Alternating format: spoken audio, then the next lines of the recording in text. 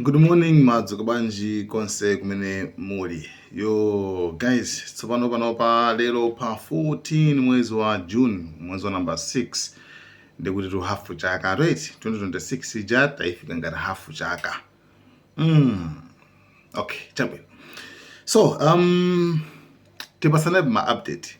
Koma wina wayankhulapo kuti kodi tapanga ni comment pa nkhani kuza ndi debate ya dzulo Dennis Mahada ndi Phunziro Mvula nde I think comment yake ikhala yayitali mu video ina usati iyi tipasana ya update kuti tikuyendera pati makamaka pa nkhani kuzana ndi nkhondo komanso zokambirana pakati pa Iran, USA komanso ndi Israel. So kuzukuta debate jatizukuta mu video ina imene ibwera after iyi kama noti pangaso kuti just because tima supporta Dennis Mahada ndi sitiunikira mbali zonse tiunikira bwinobwino muonaso kuti munthu uyu ndamuonikira bwinobwino twete amuonikira bwinobwino kuunikira mosakondera muja, okay, tiunikira.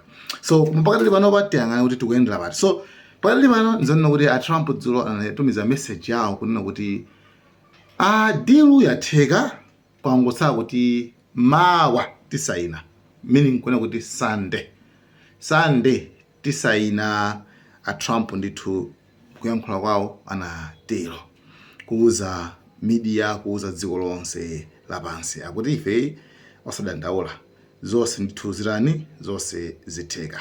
Komano choyambirira tiyang'ananso ku dziko la Iran, apa tiyang'ana ku America, tiyang'ana dziko la Iran kuti dziko la Iran layankhapo kuti chani. Iran yakana nkhaniyo, yakana kuti sitinafike rumine koseko sitinafike kuti pati kasaine cause iniyo ngati mukuti tisaina mawa, that means malo osainira mugwirizana kale mukamati mawa ndeno mugwirizana kuti mukasainirana kuti sibodza limeneli definitely ndi bodza. Trump amene ndi zochita zawo zimene zindithu amafuna kupanga, tinawuzana kale kuti nkhani yake ndikuza ndi kupanga manipulate nsika komanso sometimes masentence yawo ndithu amasintha amalingana ndi bwana wawo amene ali Israel, Netanyahu. So zochitika zake zimakhala zosintha. Chabwino tiyang'ananso pano ku Israel kuti ku Israel akuti bwanji. Ku Israel kumeneku position yawo ndi imodzi. Israel yanena kuti modeli yonse imene zikuoneka zoti Iran ndi America ifuna ikambirane kuti deal itheke akuti mmenemo Israel mulibemo. Israeli Prime Minister Benjamin Netanyahu released a statement on Thursday saying Israel will not be a part of any agreement. Are you concerned that this could lead to a rupture in the U.S.-Israel relationship? Very much so. When we criticize Bibi publicly, the Iranians, lick their chops. Okay, why? Iwowa akupereka mazifukwa ziwiri. Israel kuti palibe chimene akuchiona kuti chatheka. Choyambirira akuti pakuyenera kuti ma threats achosedwe. Iwo akuona zoti Iran ndi threat chiopsezo to the entire world. Ku dziko lonse lapansi akuti Iran ndithu ndi chiopsezo ndithu. So sangayilekerere choncho yayi zimene sizingatheke. Right? Amene kuti ndeni maganizo Israel. So afuna so akhaleso ndi Israel wants stronger guarantees that Iran's military and nuclear capabilities are permanently weakened, kamana kuti destroyed. Adzizo nkhani ya nuclear ija kulibeko komanso sakuthandizaso magulu awo. Okay? Komanso even military capability kuthekera kwa military yawo, nkhondo zawo, zida za nkhondo, asilikali yawo zonse zikhale zoti sazikwanisaso.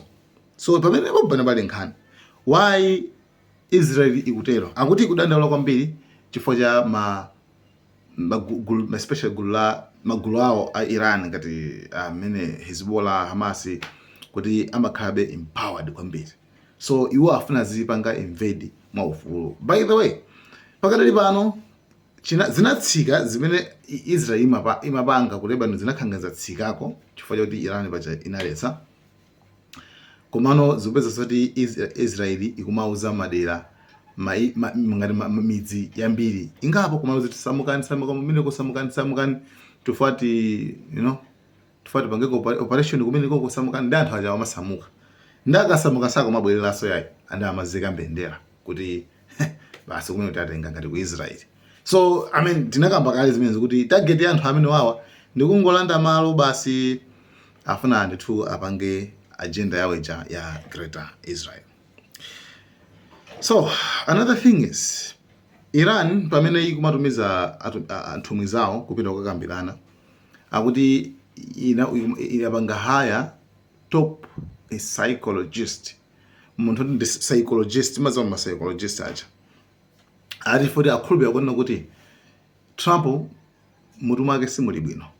Iranian side added senior psychologists to their negotiating team to review the communications that they were going to be sending to the mediators to give to Trump.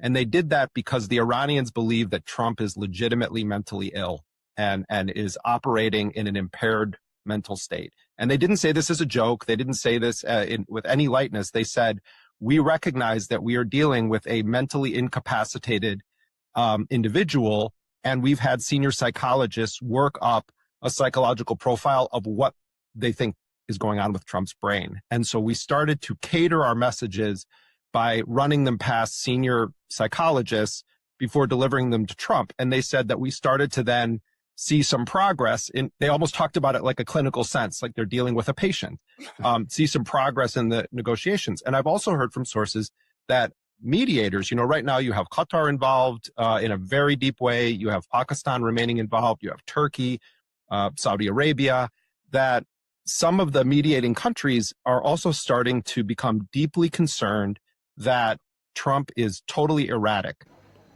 So pakati pano ndipo ngani ndimeneyo. Where are we standing now? Tiwendera pakona kuti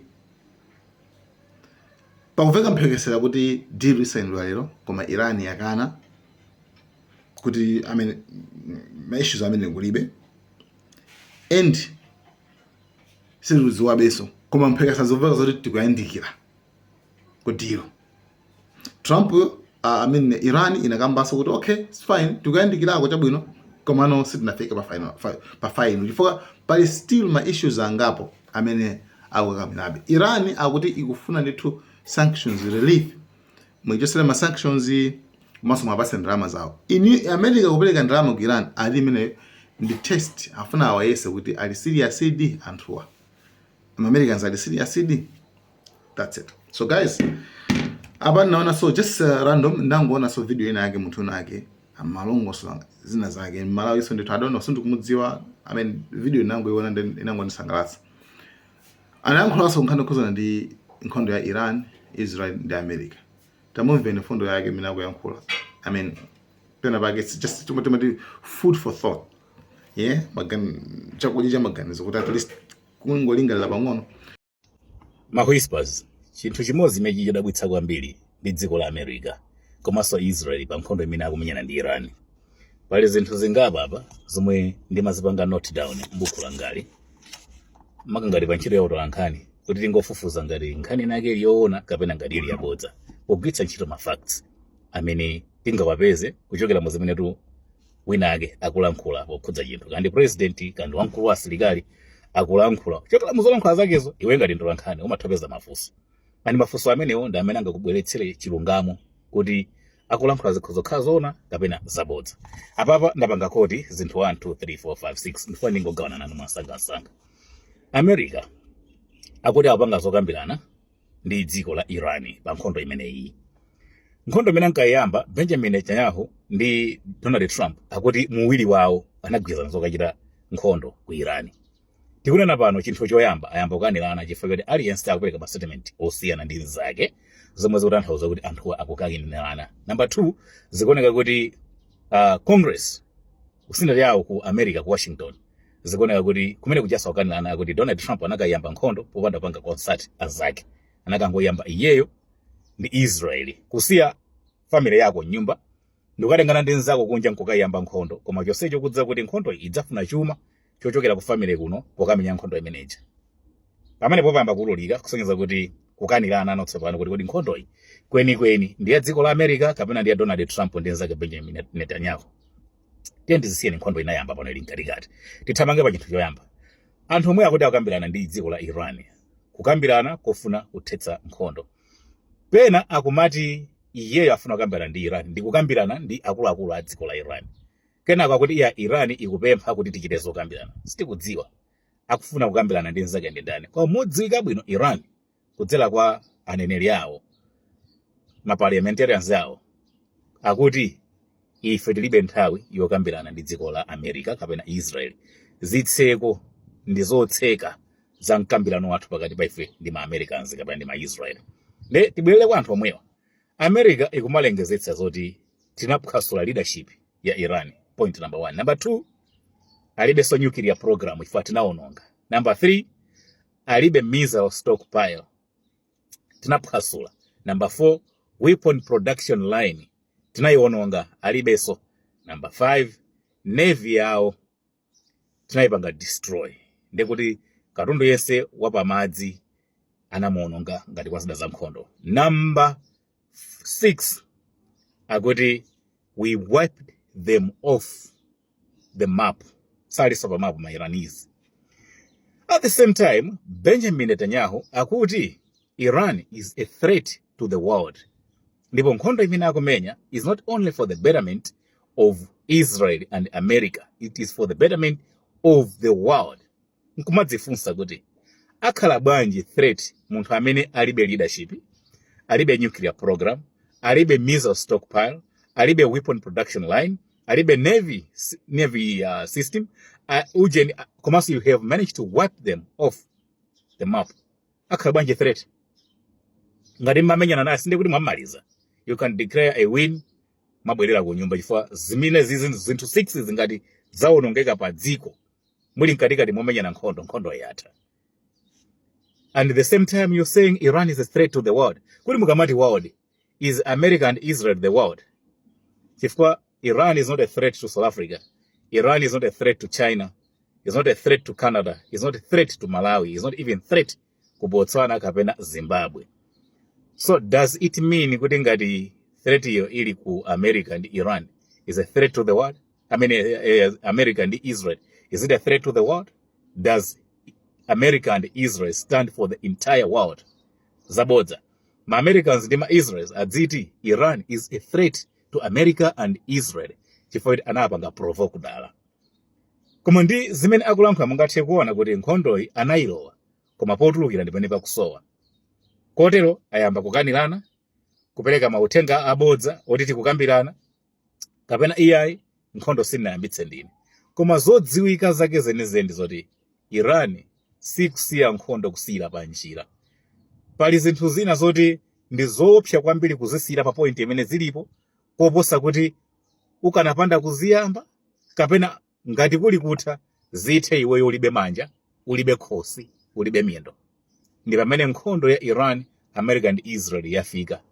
Ndi point yonera kuti ngati kuli kutha kwa nkhondo ithe Iran isatsale ndi kena kalikonse kuti kangathe kugwiritsa ntchito pa nkhondo. Koma kusiyira pa njira, it is very dangerous than kupitiriza. Chifukwa cha hypocrite imene ili pakati pa Israel ndi America. Kukambirana pa chilichonse is not a solution. Chifukwa zokambirana ndi zimene zakhalisa kuphula kanthu. Ndipo nthawi imene America and Israel amakaphulitsa ku Iran, anali ali mkatikati mwa zokambirana. Zisanadziwike mutu, anapanga chiganizo chopita kukaphulitsa mabomba.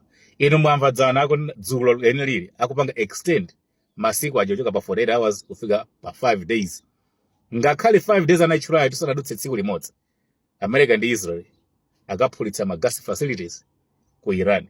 Kuti munthu wachoncho atakhala bwenzi lanu kapena mkazi kapena m'bale wanu, mungampatse nthawi yoti muzikambiranabe? Unthira kuli kukwetekani. So next video tikambe za debate yanzulo kuti inali bwanji. Guys, thank you so much. Now I am cameras.